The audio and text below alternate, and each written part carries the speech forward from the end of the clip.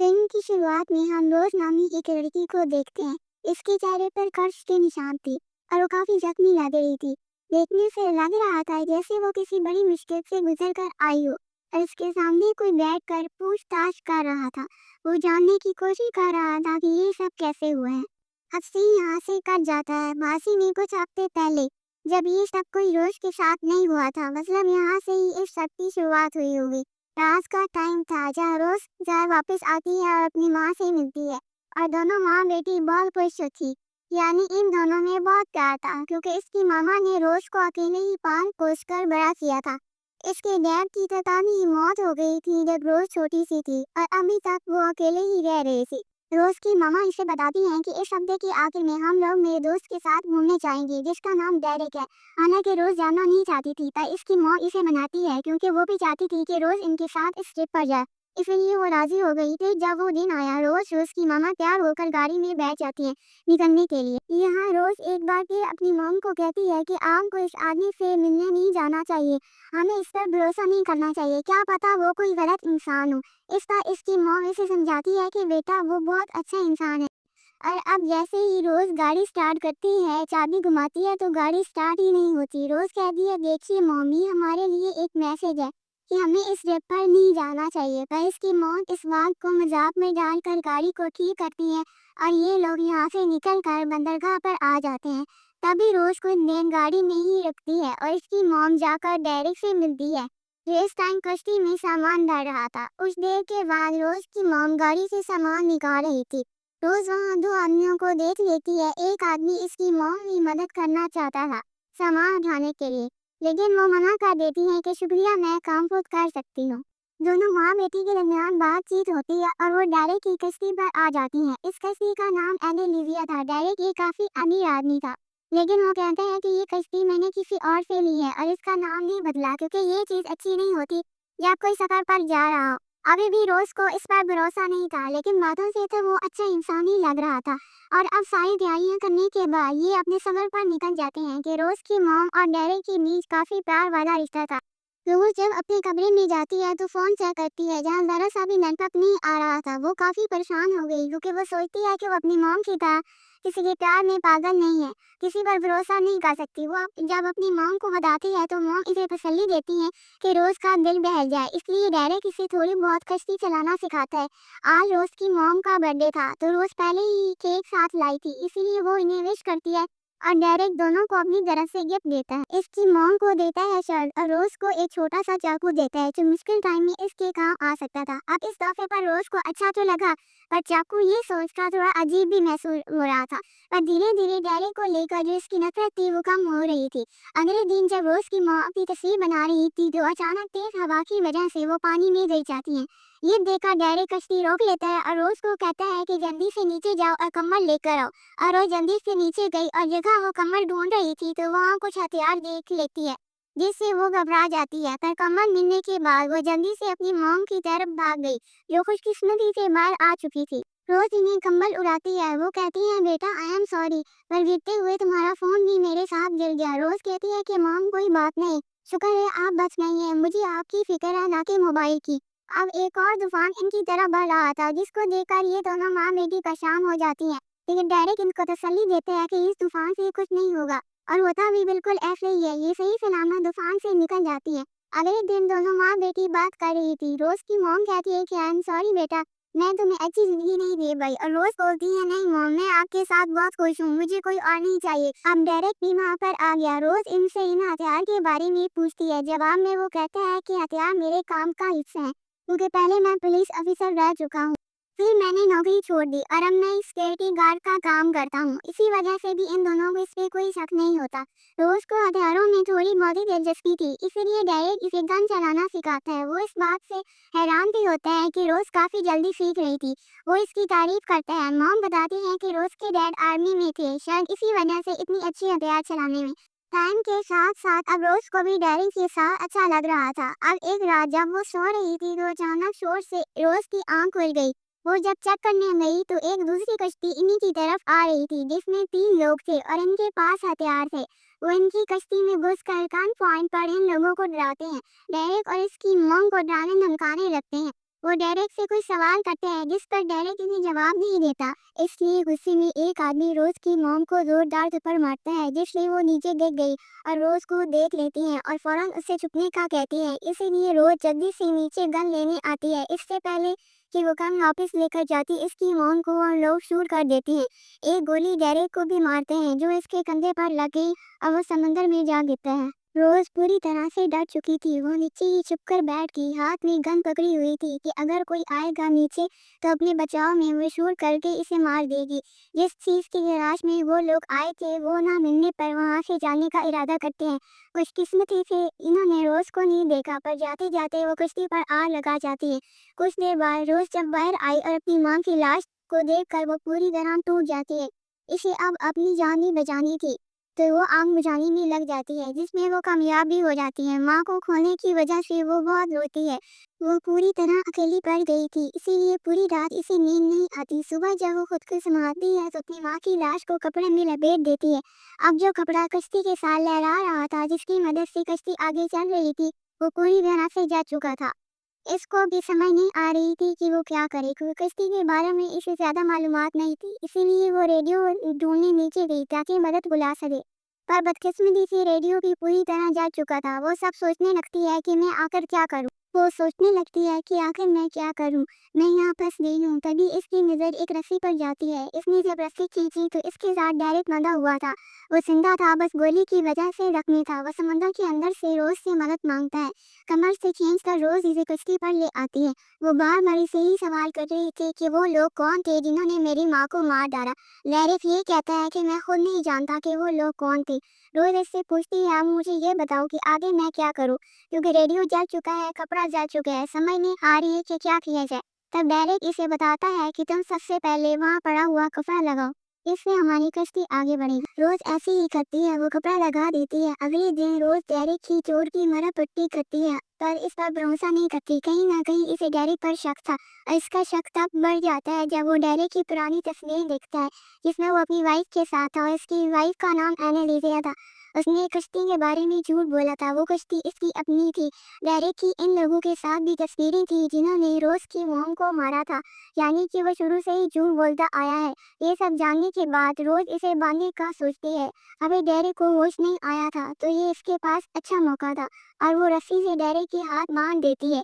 पर कुछ देर बाद जब वो चेक करने आती है तो डेरिक गायब था।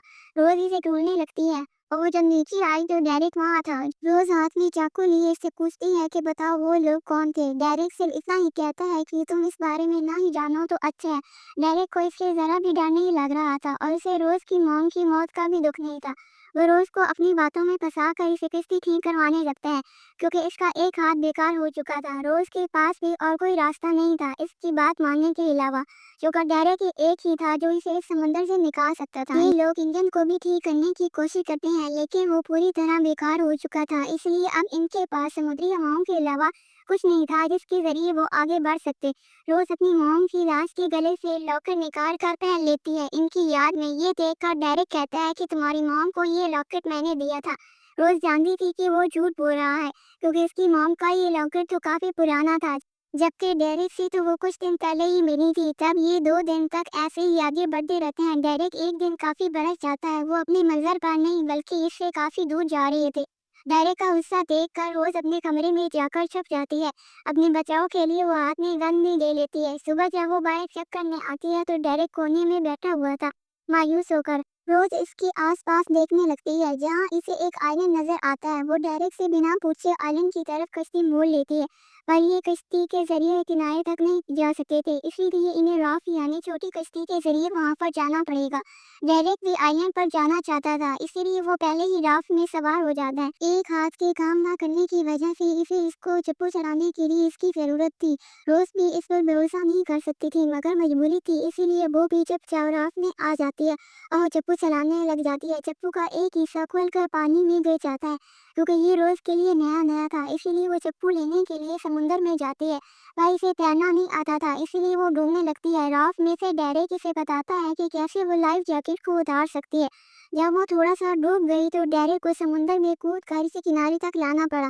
रोज बेहोश थी, इसकी सांसें बंद हो रही थी, पर डेरेक इसे सीपीआर देकर होश में ले आता है। आइलैंड को चेक करने के लिए वो चला जाता है। खुद को संभालने के बाद रोज भी आइलैंड पे चली जाती है। जब वो केव यानी गार में गई तो डेरेक को पीने का पानी मिल जाता है और वो रोज को पानी पीने का कहता है।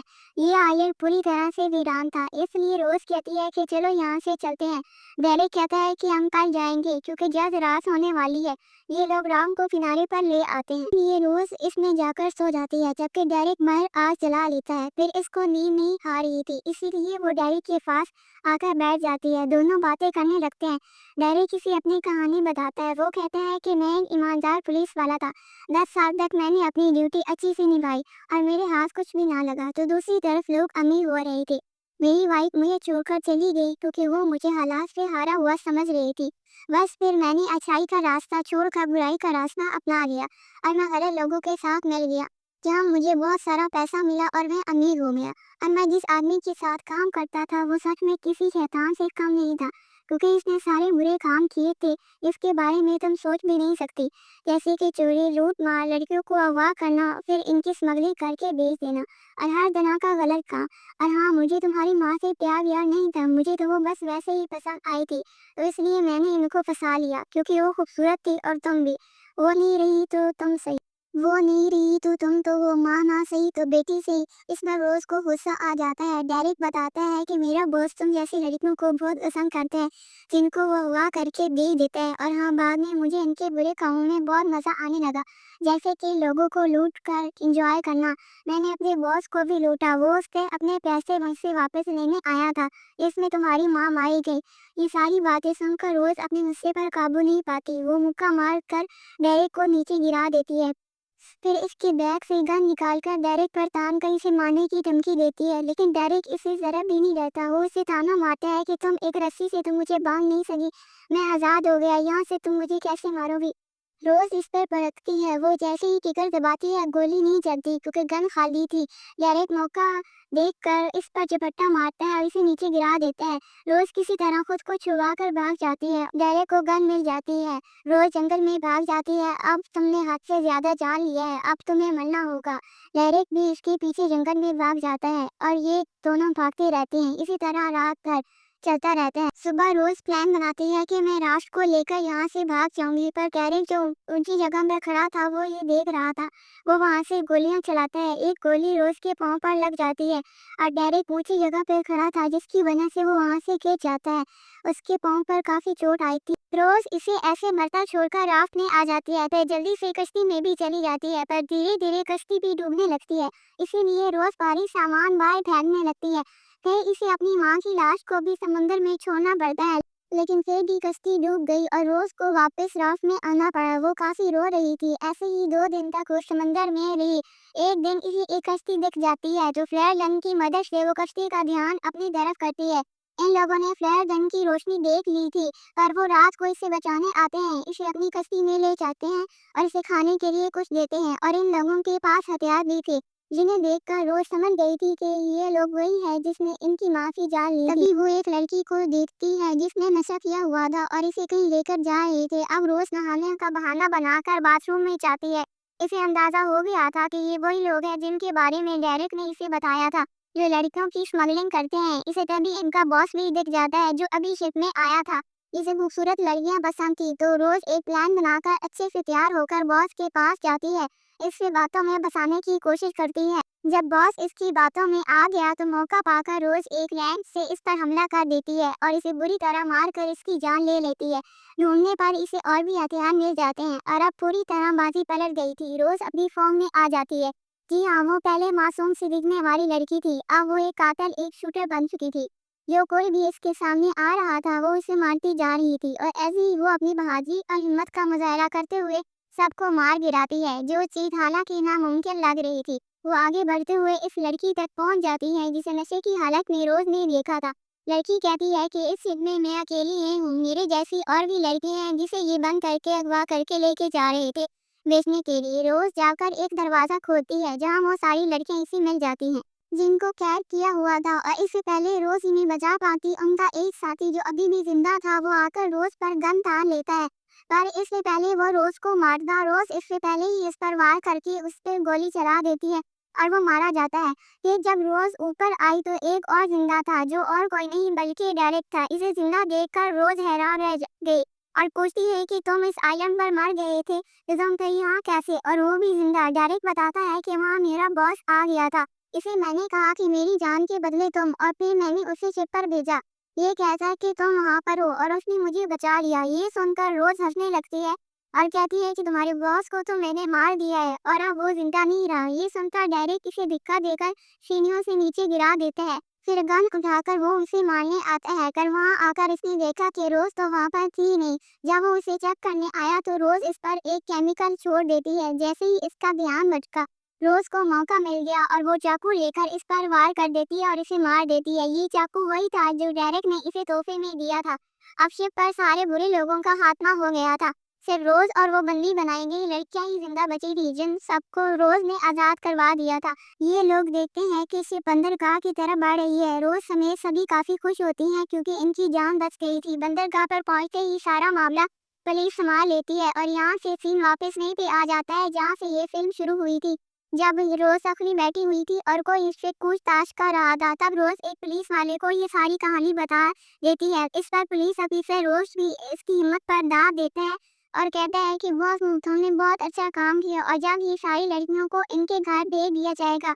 यहाँ रोज कहती है कि मैं वापस अपने घर नहीं जा सकती, वहाँ मेरे लिए कुछ नहीं है, मेरी जिंदगी तो खत्म हो चुकी है। पर पुलिस वाला ये कहकर वहाँ से चला जाता है कि तुमने बहुत बहादुरी दिखाई है, तुम्हारे आने वाला कल जिसके लिए तुम लड़ी हो तो उसी के लिए तुम्हें जीना है। ये सुनकर रोज के अंदर एक हिम्मत आती है और वो फैसला करती है कि मैं मूव ऑन करूंगी और एक बार फिर अपनी जिंदगी को बेहतरीन बनाकर जीऊंगी। और इसके साथ ये फिल्म भी इधर ही खत्म हो जाती है।